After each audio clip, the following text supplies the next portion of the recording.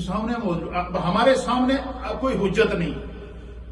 قرآن آخری کتاب ہے، نبی علیہ السلام آخری نبی ہے، قیامت تک اس کتاب نے رہنا ہے. اب یہ قرآن کیا بتا رہا ہے کہ پچھلی امتوں پر پتھر کی بارش ہوئی، وہ قوم لوط تھی.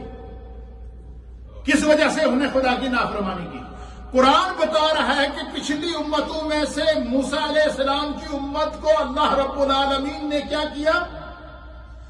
سمندر کے اندر پوری کی پوری اس کی فوج کو فرعون سمیت غرق کر دیا. کیوں؟ نافرمانی کی تھی اللہ کے نبی کی اور اللہ کے احکام کو نہ مانا تھا. قرآن بتا رہا ہے کہ جو ہے وہ جو لوگ اللہ کی طرف لوٹ آتے ہیں، بڑے سے بڑے گناہگار ہی کیوں نہ ہو، قرآن ہمیں بتاتا ہے کہ اللہ تعالیٰ انہیں معاف کر دیتا ہے.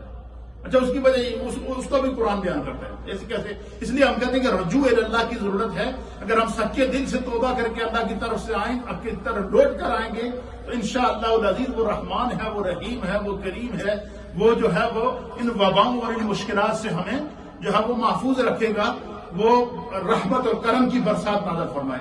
اب حضرت قرآن بیان کرتا ہے کہ حضرت یونس علیہ السلام جو اللہ کے نبی تھے، اور حضرت یونس علیہ السلام نے قوم کو بڑا سمجھایا، وہ نہ مانے، بڑے سرکش قسم کے لوگ تھے. تو حضرت یونس علیہ السلام نے ان سے کہا اچھا تم نہیں مانتے ہو تو تم جانو اور پھر اللہ کے عذاب کو دیکھو، تمہارے ساتھ اشر کا ہوتا. البتہ میں تمہیں ایک بات ضرور بتا دیتا ہوں، کیونکہ کون نبی تھے، اور نبی تو رحمان ہوتا ہے، نبی تو رحیم ہوتا ہے، نبی کریم ہوتا ہے، نبی اللہ کی طرف سے قوم کے لیے بخشش کی علامت ہوتا ہے، مغفرت کی علامت ہوتا ہے.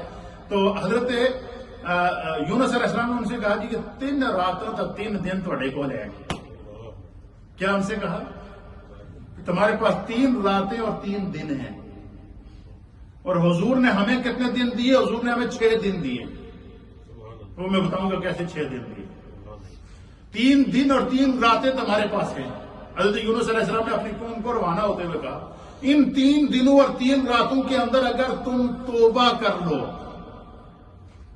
شرک کو چھوڑ دو، کفر کو چھوڑ دو، نافرمانی کو چھوڑ دو، واپس اپنے رب کی طرف لوٹ کر آؤ، اللہ بڑا کریم ہے. میں رب کی بارگاہ میں دعا کرتا ہوں اللہ تھوڑے تے عذاب ڈال دے. یہ 3 دن کی اللہ نے مہلت دے دیا تمہیں. ان 3 دنوں کے اندر بھی خدا چاہتا ہے کہ میری طرف لوٹ کے آ جاؤ. انہوں نے کہا جی تسی سانو خام خواہ ڈراندے ہو، جاؤ تسی جڑا کرنا کرو، جب عذاب آئے گا تو ہم دیکھ لیں. اب قرآن اس منظر کو بیان کرتا ہے کہ جس وقت پہلا دن گزرا نا تو آسمان کی کناریوں کے اوپر بادل آنا شروع ہو گئے. دوسرا دن گزرا، آسمان بالکل سیاہ ہو گیا، خوف کا عالم طاری ہو گیا، دھند چھا گئی ہر طرف دھند ہی دھند تھی، اور ایک طوفان کا ایک خوف کا عالم تھا. ہر ایک حتیٰ کہ جو جانور تھے نا، جانور اور پرندے اور چرند اور سانپ اور جو زمینی کیڑے تھے، ان کو اندازہ ہو گیا کہ خدا کا عذاب آنے والا ہے. مفسرین نے لکھا ہے کہ ان 3 دنوں اور 3 راتوں کے اندر اس پورے علاقے کے اندر جہاں قوم یونس علیہ السلام رہتی تھی، جتنے جانور تھے، جتنے پرندے تھے، سانپ تھے، جنگلی جانور تھے، چرند تھے، پرند تھے، انہوں نے قطاروں کے اندر جب اس علاقے کو چھوڑ دیا. اس علاقے کو چھوڑ کر وہاں سے نکل گئے، باہر دوسرے علاقے میں چلے گئے. اب جب تیسرا دن آیا نا تو سرخ آندھی آنا شروع ہوئی. ایک عجیب و غریب قسم کی کیفیت طاری ہو گئی. ان میں سے ایک نیک بندہ تھا، اللہ کا ولی تھا، حضرت یونس علیہ السلام کے ماننے والا تھا. اس نے لوگوں کو جمع کر کے میدان میں اعلان کیا. اس نے کہا کہ اللہ کے نبی نے کہہ دیا کہ عذاب آئے گا، ابھی بھی آدھا دن باقی ہے، ابھی بھی 2-4 گھنٹے ساڑھے کو باقی ہیں.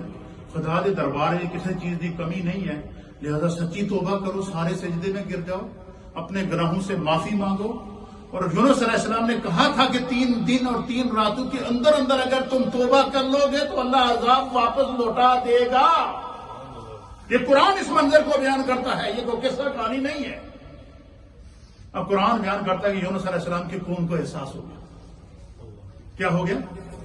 ان کو احساس ہو گیا، ان کو بات سمجھ میں آ گئی. قوم لوط کو بات سمجھ میں نہیں آئی، قوم نمرود کو بات سمجھ میں نہیں آئی، قوم فرعون کو بات سمجھ میں نہیں آئی، اور اسی طریقے سے دیگر انبیاء اکرام کی قوموں کو یہ بات سمجھ میں نہ آئی. لیکن قوم یونس کو بات سمجھ میں آ گئی. حضرت یونس علیہ السلام کی قوم ساری ایک میدان میں جمع ہوئی. جو ان کے پاس جانور تھے ان کو بھی ساتھ لے کر آ گئے, جو بچے تھے ان کو بھی ساتھ لے کر آ گئے, جو بچیاں تھیں ان کو بھی ساتھ لے کر آ گئے, عورتوں کو بھی ساتھ لے کر آ گئے. سارے کے سارے ایک میدان کے اندر جمع ہو کر سجدے میں گر کر کہا کہ بارے الہ ہر گناہ تو توبہ کرتے, ہر جرم کا اقرار کرتے ہیں, تیری طرف لوٹ کر آتے ہیں. اے اللہ اس دفعہ عذاب ڈال دے, سچے دل سے توبہ کرتے ہیں.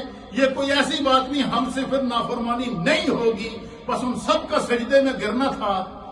اللہ کا قرآن کہتا ہے کہ پھر وہ عذاب ٹلنا شروع ہو گیا, بادل چھٹنا شروع ہو گئے, آندھی ہٹنا شروع ہو گئی, طوفان واپس پیچھے آنا شروع ہوگا.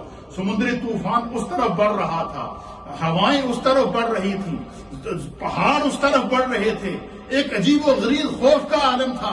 لیکن سچے دل سے قوم یونس نے جب توبہ کی, سچے دل سے قوم یونس علیہ السلام نے جب استغفار کی, اللہ تعالیٰ نے تیسری